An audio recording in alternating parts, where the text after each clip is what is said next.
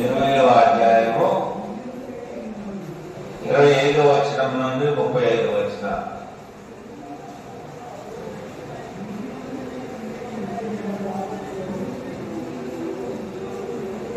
అపోస్తలుల కార్యాలు 20వ అధ్యాయము 25వ వచనం నుండి 30వ వచనాలు చదువుకున్నాము.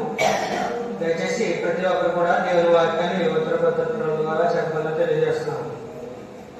ఇదిగో దేవుని రాజ్యమును గురించి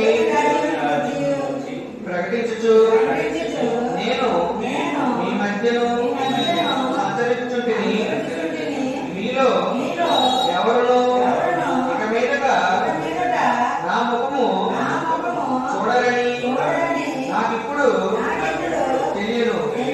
కాబట్టి మీలో ఎవరి నాశనము విషయమైనను నేను దోషిని కానని నేడు మిమ్మును సాక్ష్యము పెట్టుచున్నాను. దేవుని సంకల్పమంతయు మీకు తెలుపకుండా నేనేమియూ దాచుకొనలేదు.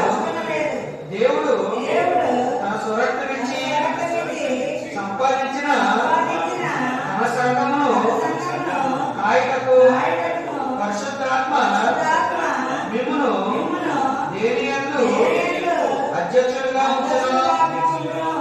ఆ యావత్ మందును గూర్చి మీ మట్టుకు మిమ్మును గూర్చి జాగ్రత్తగా ఉండుడి.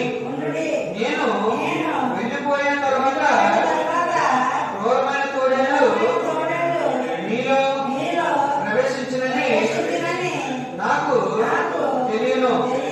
వారు వందను కనికరింపరు మరియు శిష్యులను తమ వెంట ఈడ్చుకొని పోవాలని వంకర మాటలు పలుకు మనుషులు మీలోనే బయలుదేరుదురు.